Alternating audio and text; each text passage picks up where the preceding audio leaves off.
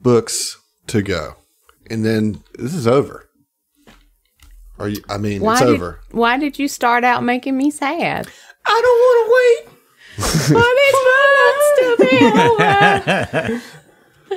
still over. You guys finished book 1 of the final AP for the APA, man. Oh. Wow. In grand fashion, too. I got a kill. You might say that. Yeah. Zach got a resurrection, you know? Good that's just how it's going to be had. from now on, you know? Is it? Unless I kill Oren, right? Then We ain't gonna let that happen.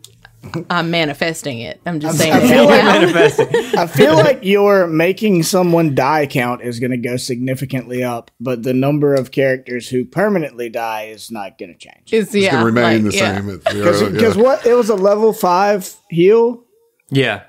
Yeah, and you get a bunch of those, and they don't provoke. So, like, whew, you can just resurrect all day. Yeah, but I mean, if he would have kept on hitting me, I would have been down in the next round, you know? Yeah. That's the thing. It You only just keep resurrecting me, I'll just keep taking the hits. It's the wombo die. Yeah, I mean, Die, as long as everybody die. else can keep doing damage, like if you can resurrect me 10 times for me to take the damage off of you, or you know. just like keeps popping him. Like, you're fine. Mike sits Stop up. it! Pop. Stop! Let me go. Well, Nah, the this is thing pragmatic, Chief. It's going to all be about attrition, right? Like it's getting those spell slots spent throughout an adventuring day, you know. And we'll see how that goes.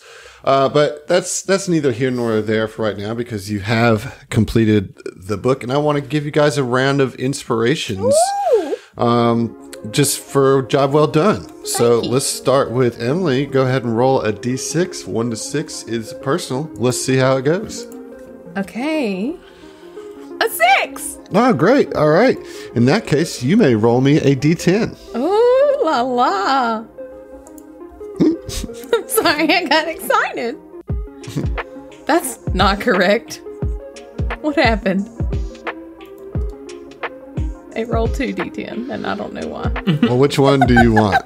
You rolled a 5 and a 2. Your choice. Do a 5. 5's in the middle. All right. This one's from Sput. Hey. When I first heard the voice of Ziva, I became an STF believer. Now listening to this queen is part of my routine, so here's a cheer for the brothel diva. I love you, Pretty good. Spud. Love that. That's solid. That was Spud. fantastic. Pretty good. All right, so that's an inspiration for you, Emily. Danke. Well done. And you are also level 16, but we're going to wait an episode to talk about that. Don't worry. But you did get your level up. All right, Josh, you're up. Give me a d6. All right. Alright. That's 6. Oh, look at you. That's Look at me. personal for you, too. Yeah, it's a personal best on rolling a d6. Let me get a d12, please. All right. Nope, that's a 10. 12. That's a 2. That's a 2. All right, this is from Clueless. Clue, how you doing, buddy? Yo, what up? Meat Space Clue as he's going by now. Force. Use the Force. Believe in yourself as I believe in you. That's it. Thank you. I like it. Okay. Okay. You also leveled up, Josh. Congratulations. Hurrah! Or Fel did. I don't know if you. I will say that Josh has I leveled would up. say that I have. I'm not going to get into personal stuff, but like things are going really well for me right now. So Oh, yay. That's awesome. He got a standing desk. Yeah, so did John. I did. I would raise it right now, but Fiona is dead asleep on an ottoman that I use as a footrest off to the side, Unacceptable. and I'm not about to lift it up and scare her to make her run off. So. You're good people. Speaking of John, let's go ahead and get a d6 from you, buddy. All right. That is a 4. A 4. So that's just going to be a general. So the way this goes is you just tell me when to stop. I spin the wheel, it goes round and round, and you say when to stop, waiting on you to tell me when to stop. I'm You making keep this talking. uncomfortable. Yeah, you're doing a good Nah, job. keep it rolling. Yeah, right. Rolling, Whatever the rolling, last rolling. one is. Rolling. All right, stop. All right, this is Chill out, Limp from Bizkit. this is from Alex. Which Alex? What up, Alex? Alex G? Yeah. Oh, here we go. All right. It's going down. Prepare yourselves. Okay. Fiddle-dee-dee, it's me, the wizard Bumble McGee. I humbly bumble my fingy-wingies on my clickety-clackboard of keys to write you a fantabulous inspiragatoni. Make sure you boil the water first before adding the inspiragatoni. Serves 8 people and 1 child. Don't forget to blow on it, or else it will cause a burny-wurny on your little teeths. Tee-hee. I loves you. Don't die. Man, that one just kept going. No guarantees on that. I thought, okay, surely that's the last line. I'm No. disappointed that it ended. Thank you, too. Alex. I appreciate I love it. the implication that children aren't people. What child? And Adam, I want to go ahead and give you a player inspiration. Nope. Because you did a great job not fucking Well, that it's up. a Now, good that's thing not- that's not you don't usable have word any verbiage authority. Well, it's a good thing with player inspirations it, don't John. mean Yeah. shit. For the GM, yeah. There you go. See? Okay, Zach, you're up. Let me get that D6. Okay. All right.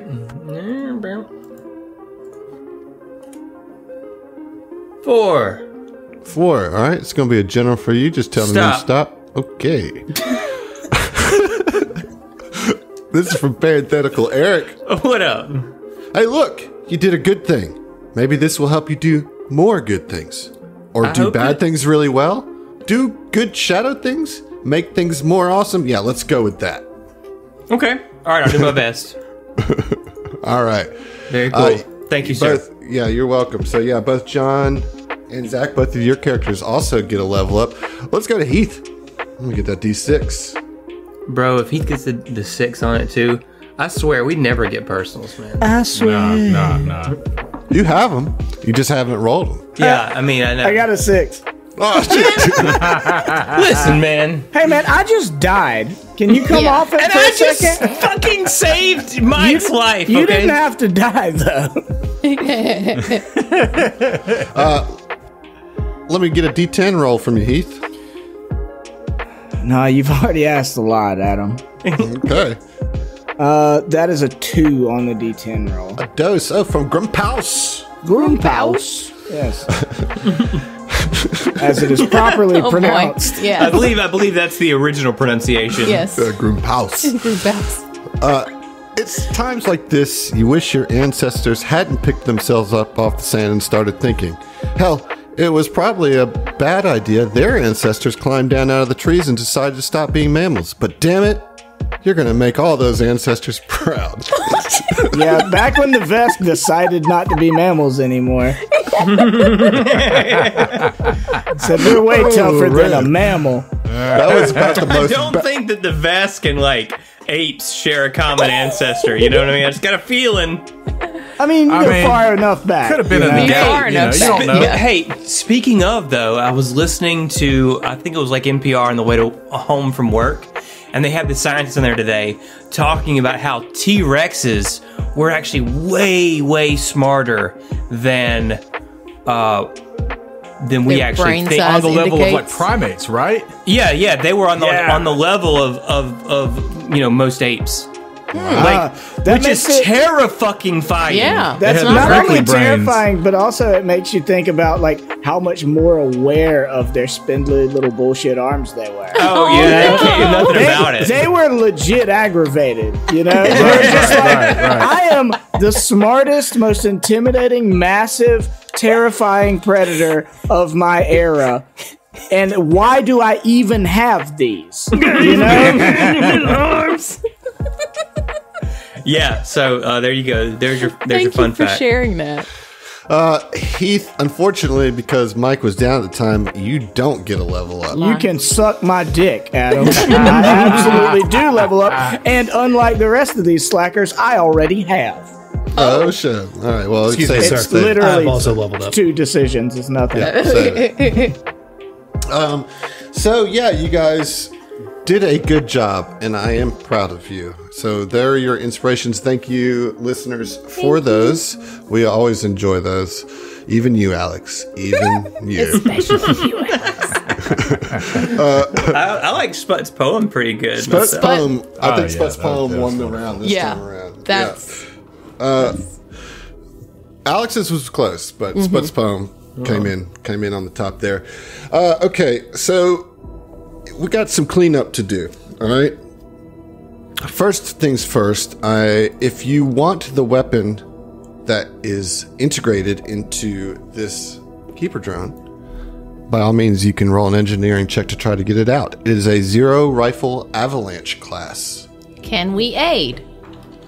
Yeah, although I doubt it's necessary. Okay. I just like to ask. Auto aid. Just Auto cause. aid. Auto aid. Josh, you have higher than plus 19 to engineering, right? I mean, I think Mike's still unconscious on the ground at the moment. Oh yeah. We did finish with him still knocked out. Yeah, let's deal with that first. resolve all that first? Yeah. Right. Obviously, Orin would heal him. I think just a healing touch, empowered healing touch, which is like fucking lot of HP. I think it's 5 per level or something. Okay. So, yeah, you can get him up. Mike, you come to again with the grizzly with face Orin's of beautiful Orin mug. standing over you. But this time, he's not snarky. He's like, "You all right, Mike?" He's like, I mean, he literally died and then immediately got knocked out, and just like kind of, like concussed face is not saying enough, but just like kind of rolls his head a little bit, like cracks his neck, just reacquainting himself with consciousness and his body, and like kind of blinks and like looks at you and is like, "All right, mate. Now it's getting cruel and unusual." Oh.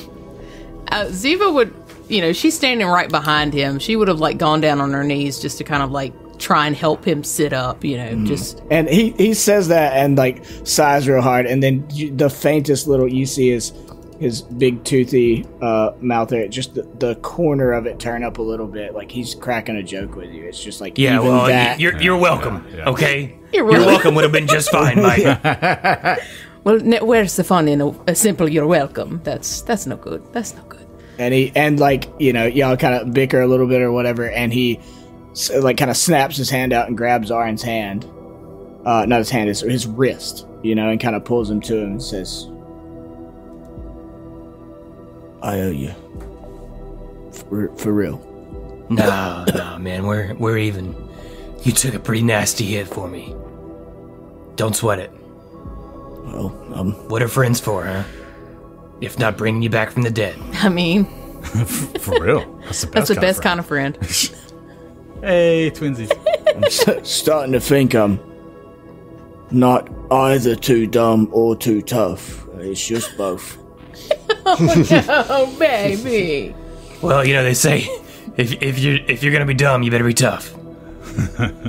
Got it in spades. And he starts to like kind of roll over, trying to like actually get himself up and dust off a little bit. And looks over to like everybody and kind of like makes eyes with him for a second. And like there's like Mike's incapable of not kind of cracking a joke in a serious situation. It's his own. It's a coping mechanism as much as trying to put other people at ease. But like kind of on one knee, kind of like looks around and just meets eyes with like each one of you, and just surveys all of you, and is the last one is Kuiper, and they kind of like lock eyes for a couple of seconds, and there's a gravity there, and then absolutely kind of just like nods and picks himself up, probably using Orin's shoulder for balance. God damn, son, you're heavy. I was going to say, I feel like Ziva would probably be the better, like as far as strength goes. I feel like Fel would actually walk up and support you, because Fel's in pretty good shape. So, all right, I've been trying to stand up for 20 seconds now. Decide who's going to help, you know? I mean, Oren's got 20 strength. He's not like fucking fragile. Okay. Okay, let's get the Man or walker out anything. for. I have a 22, but it's fine. It's not a Oren's competition. like old man strong. You know what I'm saying? Right, Where it's just right, like, right. You strength-based Surprisingly characters can keep strong. him. Fell's just going to keep his distance with his toon strength. Oh, baby, no. I feel like this So- touching moment turned petty so fast. Like every side. we're trying to True discount my friendship. ability to help my friend up, okay? I'm just saying. So, Kuiper approaches Mike and hands him his Dashko. Since, you know, he fell and got, what's it called? He says, You dropped this. Are you okay? You know, it's the damnedest thing. There's a bell. And you can see his eyes almost kind of like trying to really focus because they're almost kind of like it's almost like hard to meet Mike's gaze. And he's looking 'cause he's kind of in his intensely emotions. at you. Yeah. And he's just kind of in his emotions. And again, I mean, like he's also going to try to like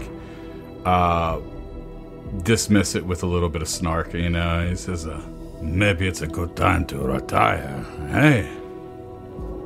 And he like keeps staring at you, and like you normally like from the outside looking in, knowing Mike, like if you heard that comment, like, oh, it's the damnest thing, there's a bell, you'd think he's doing that defense mechanism thing, but he never once blinks or breaks contact. Like he's not joking. He's 100% Right. serious. Like not only is it like literally, I think for him the death is a tolling bell, but also like it's his realization that death is a real possibility. You know? Right, yeah.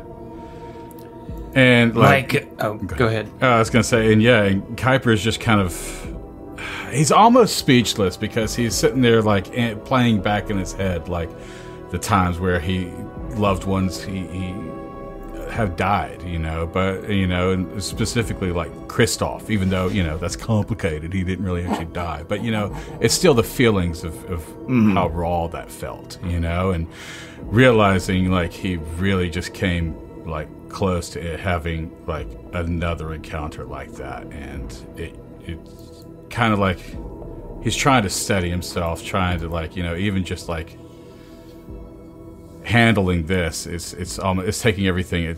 He's got to muster every bit of courage he's got just to kind of like, you know, face this, you know. Yeah, I mean, I completely understand, and I think, you know, after, you know, a few moments kind of observing him getting up, I mean, he cracks a very, you know, mild joke or whatever, but I would think you would all kind of notice, maybe even subconsciously, like there's a difference. Like he's always been an intense guy, but there's a sort of solemn intensity that has never been there before. So Oren sees that look, you know, and Oren just puts a hand on his shoulder and says, "Listen, man, I know exactly how you feel. It's fucking weird, frankly. But you're all right. You're hale, you're hardy. You still got work to do, okay?" Yeah, at least I still got friends by my side. Damn right. All right. Let's loot this fucking scorpion. Well, before that, I want to ask Emily, Ziva, you had a few whispers of, you know, and I you know, you don't even know if they were real or just like trauma, but like, where's your head at as you know, you did kind of tap into some of that energy there at the end. I think, like, when Ziva kneeled down to kind of, like, help Mike sit up, she stayed kneeling while he was kind of having his moment with Oren and Kuiper. And, like, the chains are still out. Like, they're still, like, you know, they're not in her hands, but they're still, like, circled her forearms and, like, hanging off of her wrist, basically. And, I mean, she sees, like, the blood sort of trickling down where they ripped out of her skin. And like she stands up and you hear the change just as she stands up, and she closes her eyes and just kind of wills the chains away. And she would try and do this all very quietly, like trying not to get the rest of the group's attention. I've got a really high perception check. I would like to make sure that I can. Well, and also you guys are connected too. Yeah. In a lot of Yeah, ways. I mean, he noticed the chains coming out anyway. I mean, Yeah. his more Yeah, pressing you said issue was no. making sure Mike was okay. Yeah. But he cuts eyes with Ziva and telepathically says, "We'll talk about this later." Yeah. Well, And she- I'm sorry, I didn't mean to cut you up, but like in the like sort of round of the room that Mike made, like he saw you, you know, like he noticed and moved from each person, like took it in and like without any judgment, you know, moved to the next person. As soon as she gets kind of that message from Orin, she, cuts eyes at him real quick and just kind of nods super, like, as imperceptibly as possible at him. But then she closes her eyes and she starts to breathe in through her nose, and she holds it for a little bit, and she breathes out through her mouth. And she does that for about a minute, just to try and reset herself and re-ground herself in the area that she's in. And then she opens her eyes and looks back at Orin and just smiles, just a little bit, nods, just like, I'm good, I'm here. All right, he returns the nod. But she doesn't love that. It scared her for sure, but she's also very much kind of come to terms with use the weapons that are at your disposal, but don't get lost in them. Yeah, Kuiper definitely recognizes that. Well, it was an intense fight.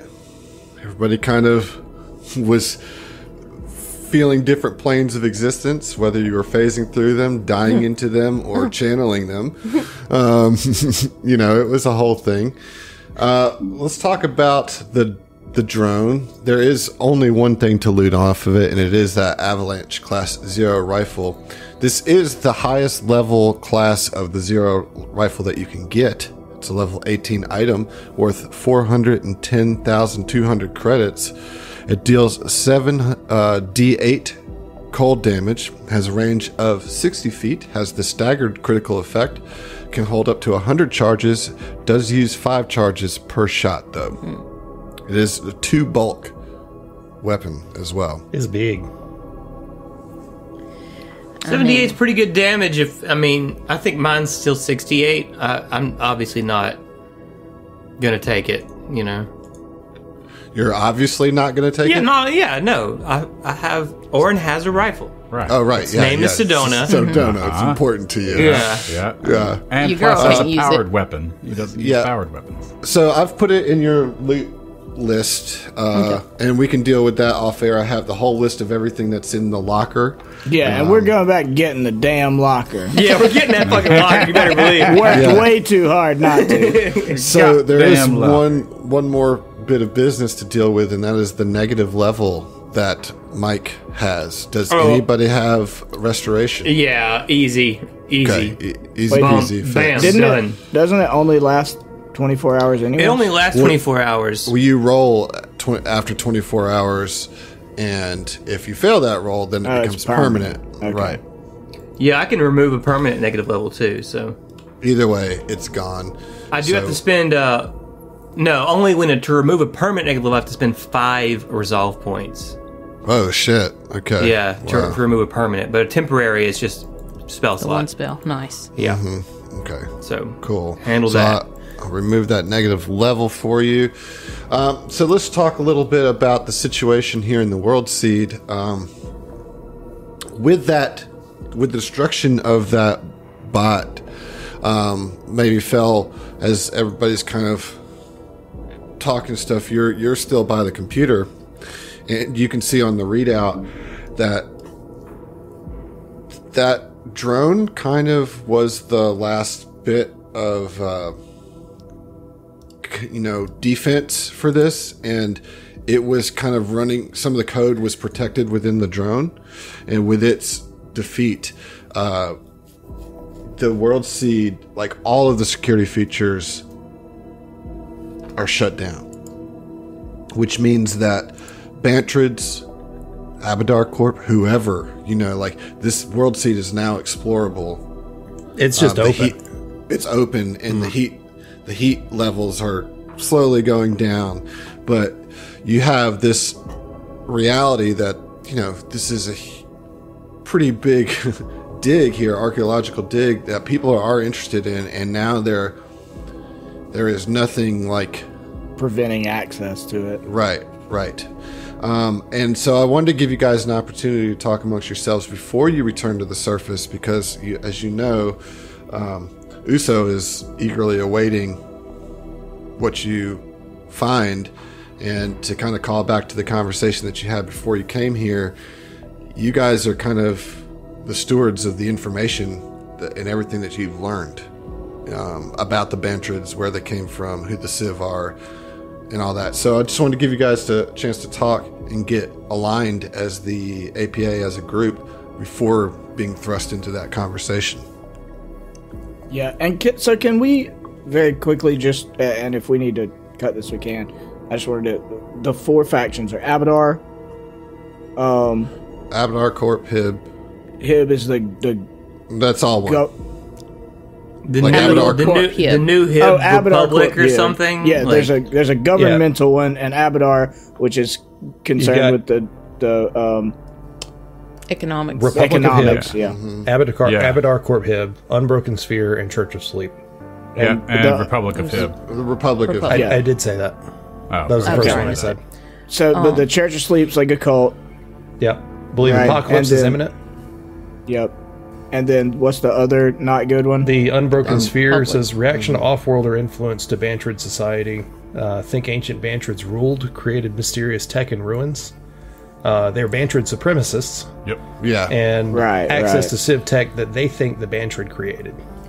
I would really like to burst their fucking bubble. Yeah, a little bit, yeah. So, so where I think Mike is, for one, it's tough to even kind of come back to this sort of like political stuff after what he kind of just went through. But because of that, is just like not interested really in the squabbling about it. And it's just like, look, it seems fairly obvious to me the fair thing to do is to give it to the 2 reasonable factions and not the fucking supremacists or the death cult. I don't give it to let both of them have it, so they can't, we're not allied with one and then the other one's mad at us. Just go fair with the reasonable factions. I'd be That's willing what to bet that some of the Unbroken Sphere and Church of Sleep have, agents, people, whatever, mixed in. They'll with the all Republic get it and eventually. Yeah, Well- but like we give it to those 2, everybody's gonna have it. That's just how it's gonna work. I think honestly, to save face, to be fair, and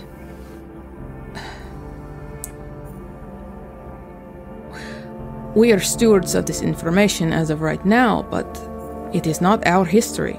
All Bantrids should know about this. We should share the information freely with everyone in the Pact Worlds, not just the Bantrids. This information should be posted as loudly and as far as we can. And if we want to secure the site, we can utilize APA personnel to assist in the security efforts. I want to remind you that there is some significant technology down here too that is, the quantum technology is down here, and that Abadar Corp will pay you very well for it, but you have to decide if that's what you want to do as well. And you also know that the first person you're going to have to talk to is Uso, who is an Abadar Corp, the Yeah. faction representative. So somebody's going to have to take responsibility for this tech. I mean, that is either that or it's a free for all, and Yeah, you don't need to have like a civil war amongst Bantrid. Look, I'm kind of with the captain on this one. I think that nobody deserves to hold this information a secret. Everyone deserves the truth, whether they want to hear it or not. I have to agree with you, Orin. This is not our fight. Agreed. as far as Abadar's interest in the quantum technology, who would be the best stewards of this? Abadar Corps would be able to secure it the most succinctly. They can pay for security. They can implement their own people here to help secure the site. Shouldn't that be something the Bantrids discuss? Agreed. It is not our decision who it belongs to. So basically, it's more or less who's going to get in here first for the equipment. Whoever First gets come, in first here serve. first. Yeah. You know? Yeah, I mean, so... But okay, so there's two different things here, right? There's the history of the Bantrids. The information. And that, you know, the reality of that. And then, you know, it's... what I mean, the technology here is the sieves. yeah, You know what I mean? It's not Bantrid. it's not Bantrid tech. You know what I mean? Right. It is civ tech, and And it's it very is dangerous. And it's in the pact worlds. But I mean, it's dangerous, but it's also pretty It's only dangerous because it's powerful, right? And it could like it's dangerous like a nuclear energy is, right? Yeah. It could be twisted and turned into very destructive force, or it could be a very powerful energy source. You know. To reiterate real quick, Abadar Corp is not an evil. No, They are not evil. No. They are not a good either. They are not they good. are They're neutral. They're lawful neutral. Now, Yeah, well- the thing is Miss Knott and Uso have both been pleasant, and since motives on both of them got good vibes for them as individuals. However, they do represent Abadar Corp. Uso more so representing the Bantrids Yeah. in the committee of Abadar Corp, right? He's the Bantrid like face. Liaison. Yeah. Ambassador. I mean, Yeah, I mean, look, Mike is like, look, we're looking at two things. We're looking at a textbook and a fucking massive amount of technology that can be weaponized. The textbook, yeah, publish it to the world. I don't give a fuck about that. The truth is the truth, and it's better if it goes out uncorrupted and unedited. Undiluted. Right, yes, I agree with all that. But this technology is powerful. It is weaponizable. We should not give this technology to the fucking Death Court. That's where I'm at. Call me no. naive, you know? Like, there's two good choices, and one of them I think's better than the other, but there's two bad choices. which is why I don't think that this is a first come, first serve situation. This is... we allow the best option to take the technology. And who's that? I think the pact Who can keep it worlds. the most safe? Think about it. What? The Pact I Worlds. think it's the pact worlds. I mean, this falls within the pact worlds domain. So Fella's been sitting back here, you know, kind of consulting with, not speaking with, but consulting with records that Terry's holding for him, which are the notes that I took on these guys. So looking at it, like, Republic of Hib is the largest group.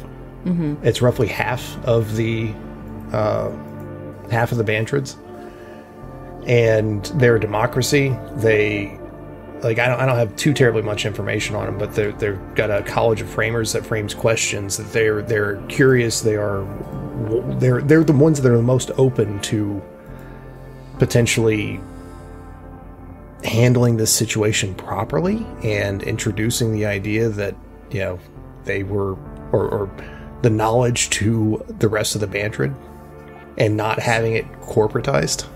So the and pieced and parted for a profit like Abadar Corp would do. So here's the deal. The information is going to benefit that faction, the Republic, the most. They're going to take the information, the history, the knowledge.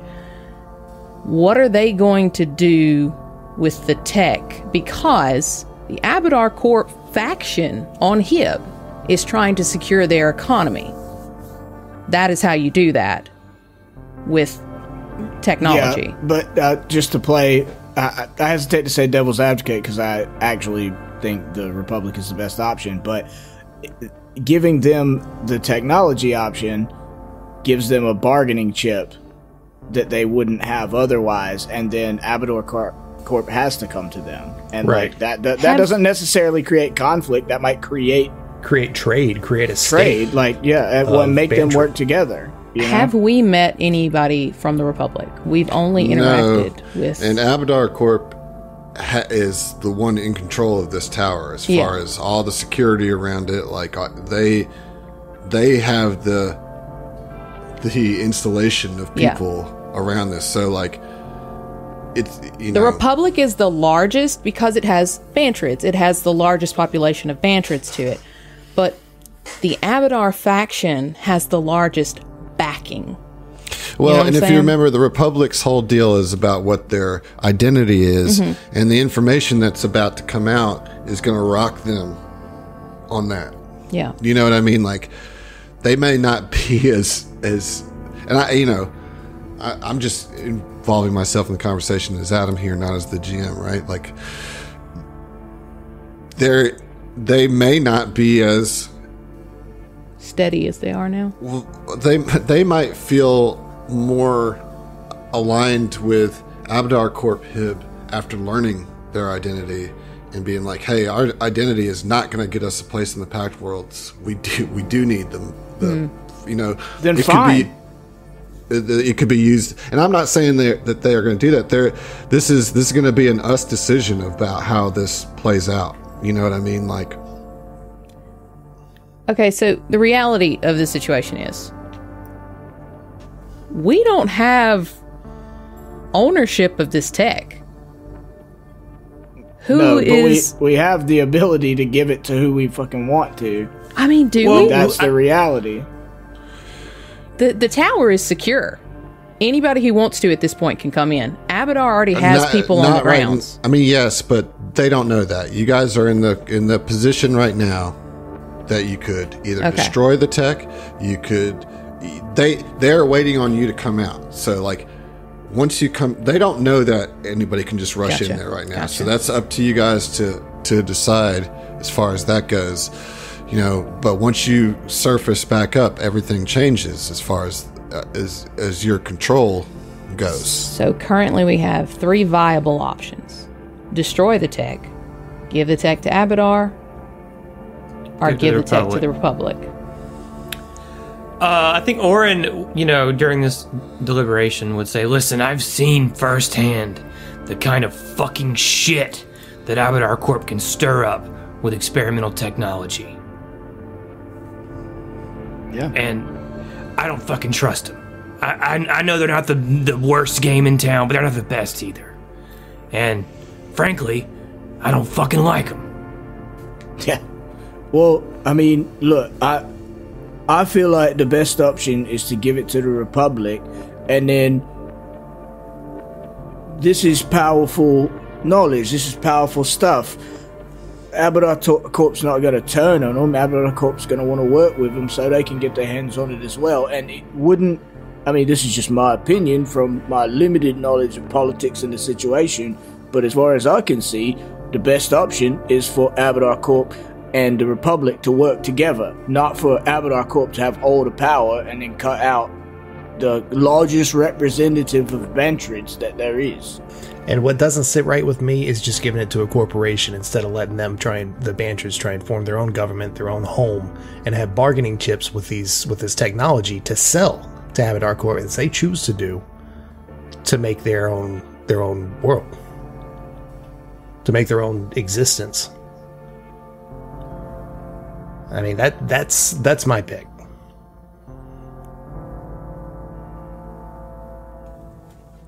The Republic, if that wasn't clear. Yeah, no, I think we got you, Phil. Look, I can see the captain's face over here and the concerns that she has. And look, I will admit that Abadar Corp probably has more infrastructure and they're probably more stable currently, right? However, you're tipping the balance of power all the way in their favor. What the fuck do they need the Republic for if they've got all this? Other than just nominally say, like, oh, well, we made an agreement with them or whatever. But... And if they're a business, why should they get it for free? Right, well, and giving the Republic real power puts them on a level playing field with Abadar Corp where they can look at them like equals, and Abadar Corp has to look at them like equals to some degree. I think that's the smart thing to do. Not that I'm particularly knowledgeable about what is smart, but it feels right. And that's my 2 cents. So one thing I just want to clarify is that Abadar Corp and Abadar Corp Hib are kind of different things in the sense that Abadar Corp Hib are Bantrids who they decided to align themselves with Abadar. Sure. And like, because those Bantrids feel like economic security is the quickest way to a Pact World's seat, which is what both Republic and Abadar Corp Hib are trying to do, is get representation on the Pact Worlds. So that we have a meeting with both of them. That's what I've been thinking about. Is there any way that we can...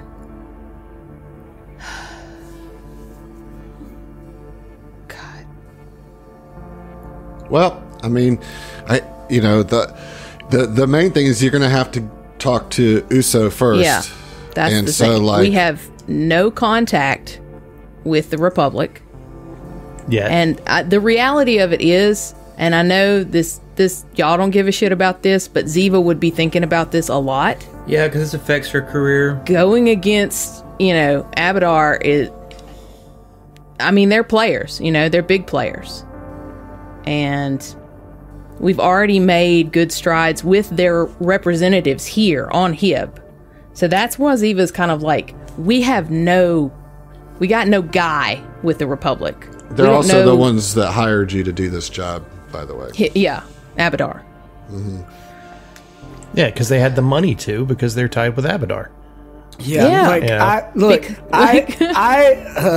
I'm so torn about this because, like, I love you, Emily, and I hate where you're coming from so much. But the compromise in my mind is like, yeah, okay, well, if Uso's the first person we're going to talk to, then we fucking go out and tell Uso, hey, it's done. Set up a meet. We need to talk with you and with the Republic. I will not stand for just wholesale giving this away to Abadar Corp. We can do a meet, and if there's a way to compromise and give it to both of them, fine. But if we just give it away to a corporation to get you elected, fuck that. Now that is not her whole bit. Okay, she is thinking about the entire picture here. Like, not only for Ziva, but also for Hib. Like, Abadar is huge. Even if the Republic has this tech, that sets them, like, it stacks it in their favor, but it also makes it more challenging. Like, so they're constantly going to be, butting heads with Abadar Corp. Not necessarily. I disagree. Do you trust Bantrids with nuclear energy? That's the question, too. Fuck no. Well, in that case, let's just destroy the shit and be done. That was a loaded fucking question out the gate. All right, Shayo coming in and GM in here.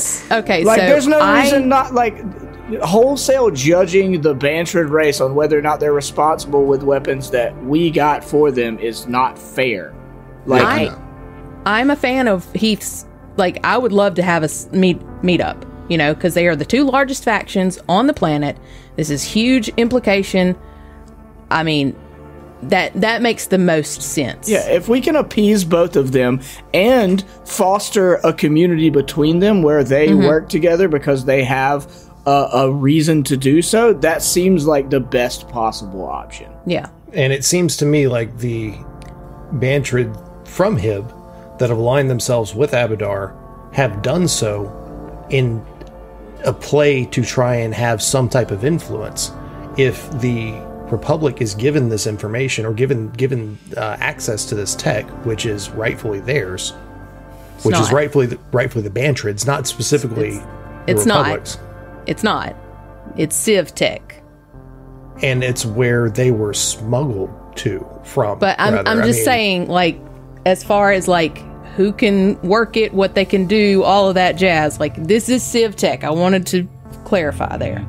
It's not Bantrid Tech. I didn't say it was Bantrid Tech. Because there's a whole other fucking faction. I'm saying it's the closest they have to a homeworld. All right, so I think at this point you have to just go face Uso and see what you can set up. I'm getting correct me if I'm wrong, but just taking it all in. What I'm getting here is that the ideal situation is for Uso to like tap into Uso's like Bantrid self and his love for Hib and what he wants to do with Hib, and kind of taking in both the information and the tech and realizing that Bantrids should bind together. Yeah. You know, and that they could work with Abadar Corp, but that the Bantrids are the ones in charge of their own government. Destiny, That's great. Well, and so I just wanted to say, and I don't mean to derail us too much more, but like the thing that kind of we in this situation have going for us is with the Abadar Corp Hib is that they are not, as Adam said, Abadar Corp itself, right? Abadar Corp has interests or whatever, but the Bantrids that have allied with Abadar Corp Hib are doing it for good reasons, like for the reasons of prosperity for their people. So we have no reason to assume we would go in a meeting where they're coming in from bad faith. You know what I'm saying? So like they want to help their people, and if that requires working with a democratic side of their people, like those two things aren't from the onset destined to butt heads. You know, it's just if you piss one of them off, they could butt heads. But like in this situation, if they have a reason to work together, there's no reason they should be opposed to doing so. So is there a way, as we head out, to seal the door so that nobody to lock can get them in? out? Yeah, like seriously. I mean, Hold yes, the port of that bitch? Or We got any of that electrostatic tape? I mean, yes, but it's nothing permanent, right? You no, know, like, but I just don't want okay, you know what I'm saying? Like, I mean, I hear I don't you, want to but make it like, easy for them. We walk out the door, and I just use the ionic tape or whatever, the ion tape and zip stick, and just block it all That's the way what I was up. thinking of, Yep, there it is. I'm joking, but like, yeah. So you can close the door, but whatever. I mean, you have a whole excavation team there funded by Abadar Corp. It's not going to hold them back too much, you know, because you don't have it's not any force fields or anything. Well, like and that. I don't think the putting forth the notion that we're holding this shit ransom is the right move. Like, let's see if we can get a meeting, and that's let's just go and talk to Uso, right? You guys have been deliberating now for 30 minutes, and it's good stuff. It's good, but I think that the only way forward at this point is to talk to the person that you have to talk to, and then see what their response is going to be. So you make your way out of the Worldseed back through that long maze of cryogenic chambers and with our locker. With the locker. Mike's got the locker. Yes, the locker has been got. And you go up the long elevator ride all the way up, probably having some of this conversation as you're making your way through here. Yeah. And you arrive, and Uso is just rolling around in circles in front of the elevator, just like... And Or he rolls his eyes. Looks really tired, as if they have not left this space since you guys went down there. But when they see you, it's like, "Oh, Hello, hello, it's so good to see you. I was worried about you, but here you all are. Hello, my friend. It's nice to see you as well. I've recently died. Oh my goodness, that sounds scary. But you're here now. We must talk, but you must be parched and hungry, and well, I certainly wouldn't want to have a conversation such as this on empty stomachs or noses or rolly balls, whatever your anatomy is. And so Uso takes you to the Flintstones car and rolls you back to kind of the central, conference area. And, basically... Takes us back to Bedrock. Yeah. Ask what you found. Like, you were down there for so long. What did you find? Is our history glorious or is it tragic? Is there technology? What can we do? Also, we would like to set up a meeting with yourself and any other Abadar Corp HIB representatives that you would like to have available, as well as representatives from the Republic. What was found in the Worldseed is something that should be shared with multiple parties to ensure that there is a fair and balanced opportunity for all Bantrids. But what of the Unbroken Circle and the Church of Sleep? I am worried about what information we just share with them now without having any clue of what it is. I am open, of course, to diplomacy. It is all that I want for Bantrids. But there are bad faith actors out there that I do not trust. That is why we asked for only a representative from the Republic. Yeah, fuck the weirdo death cults. Not so much in that words, a little bit more Can't pragmatically. you just tell me a little bit? I've been rolling in circles for a long, long time. Just want to know a little. Look, mate, this is we'll tell you everything. Quite too important for you to get impatient about this. We got to do it the right way. I mean, Ziva will do diplomacy, whatever she needs to like try and talk him down. Like, you are so invested in the future of Bantrids, in the future of HIB. We are too now. We want to make sure that the information that we share goes to Bantrids. Let us help you do that. Let us be fair about this. Call the meeting. I will do this. Give me 2 hours, and we shall discuss your findings. I would ask that Esafina Nat and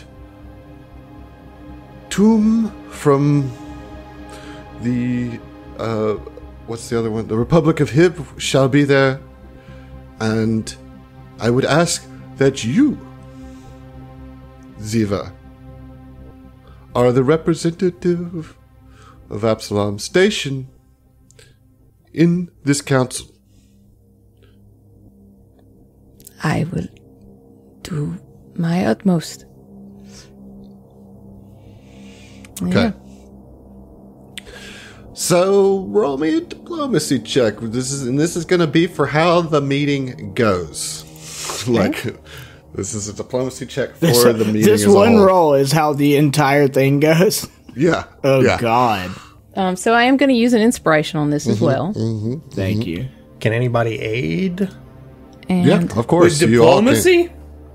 You I can mean, all it only attempt takes to. a 10. Yeah, I mean, I just need to You're roll all a gonna 9. be Well, I've there, got a right? plus Big deal. 6, so I got a plus 6. Give me a go. Say.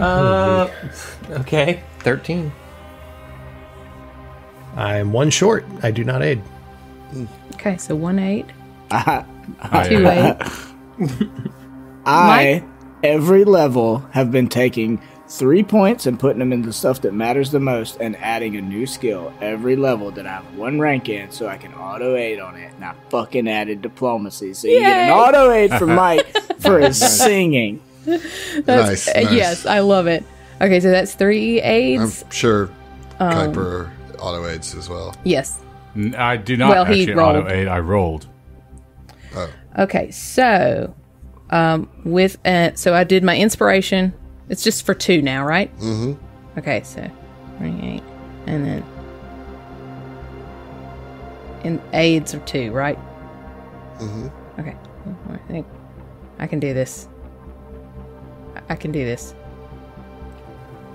That's 8 plus 46. Is that many? 54? It's And that's 54. That's with your extra D6? Yes. Okay, 54, yeah. All right. So what do you tell? Do you have the group assembled? Okay, there's a representative there from Republic of Hib. There is Uso there representing the Bantrids of Abadar Corp Hib. There is Estefina Knott representing Abadar Corp specifically. You there representing Absalom Station.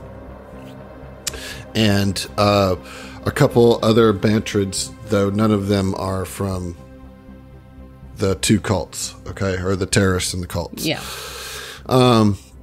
And Uso announces the meeting and says that this is the formation of a trust, referred to as the unending cycle. What do you tell them? Like, you don't have to do it in character, just what information do you tell this entire trust? So, first and foremost, we would share the history. Mm-hmm. All of the information, everything that we found would go to the entire room. And what I would love to do is to... we would have talked about this beforehand. Would we send out, like, a statement to the rest of Hib or to the Pact Worlds? No, well, right now you're telling them, and then as council. a trust, Okay. the council is going to decide what to do with the information at this point, because Okay. that was the path that you took. So Gotcha. I just need to know what you're telling the council, Everything. including the technology. Yes. Okay. So as you talk about the history, these dark secrets of their past weigh heavily on the table. And Uso, once you're done explaining it, is quiet for a moment and then says to you that they can never truly express how thankful that they are to you for putting your lives on the line to bring these important discoveries about their origins to the Bantrids, however tragic and dark they may be. They feel like they understand their place, or not their place, but their history. Yeah, their history and how they got here. Yeah. And that they also understand and like really internalize the pride and bravery of the Bantrids that made them able to be here, because it was Bantrids who sent the Worldseed up, and it was the 2 Bantrids that kept the life support going and created a code that would keep it going in perpetuity. They, as awful as being an enslaved race of the Civ, the final moments of their history is them being heroic and standing up against them, and they take a lot of pride in that, and they have this identity starting to form about being resilient and resourceful. And the majority of Hib's citizenry will share that similar sentiment. As a gesture of gratitude, Uso presents you with a collection of items produced by various Bantrid-operated businesses across Hib. Includes an axiomatic weapon fusion seal, 20th level, a suit of bespoke echelon fashion armor, and an assortment of fine art pieces and luxurious textiles worth 8,000 credits. Ooh. And I'm adding that to the list too. Thank you, sir. Deal with that. Yeah, Thank we you, sir. have a mountain of loot Yeah. to sort out Yeah. before Ooh, next this is- episode. The most loot we've ever gotten. Like, Yeah. I'm so excited. Right, so that's the history aspect. Let me just write this down real Okay. quick, and then we'll get to the tech. All right. Now, regarding the technology, they decide that the Trust will oversee the study of the quantum power core, Nice. as well as the stasis pods and any other technology derived from the complex within the Worldseed's hull. While Abadar Corp obviously stands to earn tremendous amounts of profit from this arrangement, the trust has been built in such a way that most of the proceeds will go to improve Hib's infrastructure and enhance its galactic economic presence. The ramifications of this arrangement could eventually have far-reaching effects within the Pact Worlds, possibly even securing a seat on the Pact Council for Hib and its residents. And Uso, in fact, starts a lobbying process with you to, if you were to ever find a seat on the Pact Council, to be like helping them, Yeah. get that seat. Speaking That would be for one them and with of them. their platforms. Yeah. Yeah. One of my platforms. And so you guys, after this, you guys are looked at as heroes in Star Wars as after you come out of this, and like as you're spending like a little time just kind of getting yourselves together before you fly back to Absalom. The Bantrids of Hib and all the residents of Hibs, for the most part, are just so enamored and thankful to you for giving them an identity and economic footing. And so the APA gets in the Epic Tracer and heads back to Absalom Station. And that's where we're going to leave the APA for this episode. Now, there's a couple things that I still want to go over. Just some kind of fallout. Now, the next time we see the APA, it'll probably be a month later. I want to go ahead and get that out of the way. Oh. Well, that's news. Yeah. The situation is that you also know that the Ark Prime has been contacted, but you have no way of knowing when, where, if it will show up. So there's just this like sense of like potential doom weighing on you guys, but with no ability to do anything about it.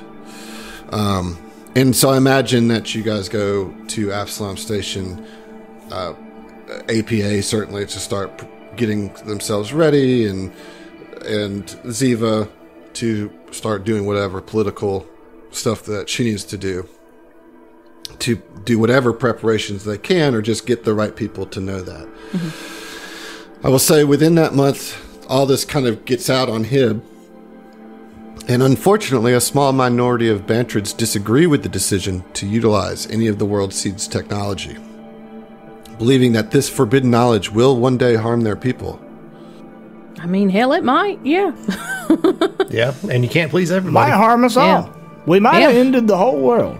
We might have goofed. Yeah, and there's a growing but small, like I would say, Kuiper, you're probably the one who's got the ear to the ground on this more than anybody, just with your kind of underground contacts and stuff. That there are cells growing up in Bantrid that feels like accessing the Worldseed. Basically, that the Ark Prime is coming because of what y'all did, and it becomes this kind of like doom cult that, the end is coming. Didn't we already have one of those? Well, yeah, those. Yeah, but what about second Doom Cult? Well, it's the Doom Cult basically Part Deux. that Doom cult feels vindicated and is becoming more active, and maybe a little bit more rowdy. You can't win with them. No, Like, I mean- no matter what we did, the Doom Cult would be a problem. Yeah. Right? So I mean, let that that's roll always the off case. my back. That's the case in the real world. So, whatever. Yeah, no shit. Yeah. This is my United Pact Worlds of whatever. Yeah. So I want to say that by kind of explaining the basics of the quantum core that you figured out, You're also going to get a little bit of money from that, 240,000 credits worth, actually. Ooh. Hey, that's enough for like 2 sets of armor. Yeah. I mean, like, Midland level armor. 13. Yeah, maybe. Yeah.